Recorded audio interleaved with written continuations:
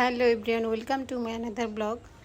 তো এটার নাম কি? এক এক অঞ্চলে এক এক রকম বলে। আমাদের দেশে এটাকে ডাটা বলে। বিশেষ করে এই বড় ডাটাগুলো আমি কখনো খাইনি। অ্যান্ড হচ্ছে আমার শ্বশুরবাড়ি এলাকায় এটাকে হচ্ছে মাইরা বলে। যাই হোক, আমি নাম জানতাম না। তো আমার শাশুড়ি আসছে দেশে থেকে, উনি নিয়ে আসছে এইগুলা, মানে গরু মাংস দিয়ে রান্না করার জন্য। নোয়াখালী অঞ্চলে মনে হয় এটা ফেমাস, মেবি আমি জানি না সঠিক। হয়তো ওনারা যদি দেখে তারা বলতে পারবে যে এটা হয়তো ভালো লাগে তাদের কাছে। যাই হোক, তো এই ডাটাগুলা অনেক বড় ছিল। এখানে মনে হয় একটাই হবে ডাটা সম্ভবত। দেন হচ্ছে এগুলোকে ভালো করে ছুলে নিয়েছি, নিয়ে এটাকে এখন গরু মাংস দিয়ে রান্না হবে। তো আমি এখানে আগের মতোই সেম পজিশন। আমাদের টমেটো অনেকে আমাকে হচ্ছে বলে যে, মানে ইনবক্সে বলে, তাদেরকে বলবো যে আপু তোমরা কমেন্ট বক্সে কমেন্ট করো। দেন হচ্ছে নয়তো কেউ তো বুঝবে না যে, বা কাউকে আমি রিপ্লাই দিতে পারবো না। সেই ক্ষেত্রে আমি বলি হ্যাঁ, আমরা সব তরকারিতে টমেটো ইউজ করি, কেননা টমেটোর ফ্লেভারটা খুব ভালো আসে অ্যান্ড তরকারির টেস্টটা কিন্তু দ্বিগুণ বাড়িয়ে দেয়। তো আমি এখানে মশলাগুলো সব কিছু দিয়ে একদম ভালো করে কষে নিয়েছি। আর কষানোটা দেখে বুঝতে পারতেছো যে কি পরিমাণ কষানো হয়েছে মশলাগুলো। দেন চেষ্টা করছি অনেক ভালো করে রান্না করার জন্য। তারপরে কেমন হয়েছে সবাই তো বলছে। তো আমি এখানে মশলাটা কষাই নিয়ে সুন্দর করে তারপর গরু মাংসগুলো দিয়ে দিলাম।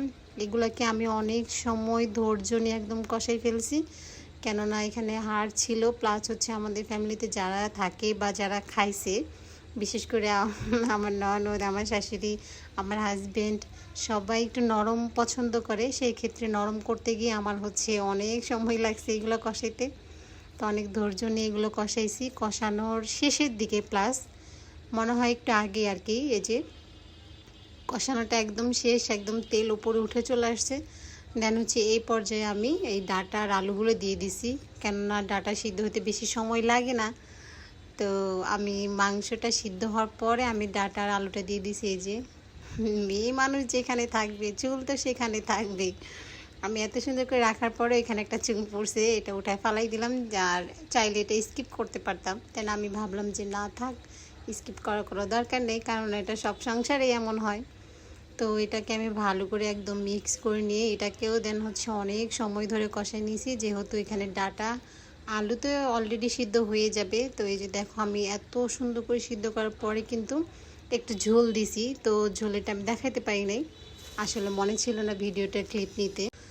তো খুবই সামান্য পরিমাণ ঝোল অ্যাড করছি এখানে, কেননা বেশি অ্যাড করলে হচ্ছে মাংসটা ঝোল ঝোল রয়ে যাবে, আর আমরা তো ঝোল খাই না, এটা তো সবাই জানো তোমরা।